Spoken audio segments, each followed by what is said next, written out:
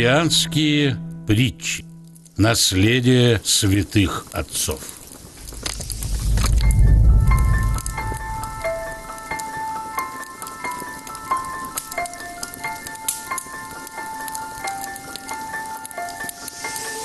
Три девушки шли по железнодорожным путям и оказались между двумя встречными поездами.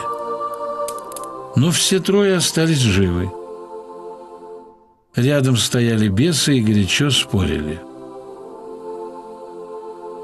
«Ты что не скинул первую под поезд?» — кричали они одному.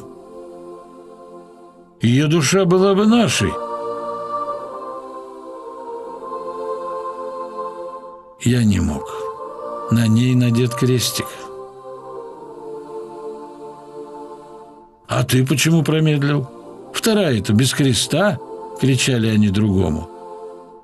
Она хоть и без креста, но осенила себя крестным знаменем.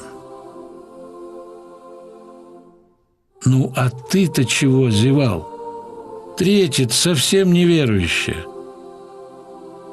«Так-то оно так». Да ее мать перекрестила на дорогу и сказала: «Иди с Богом».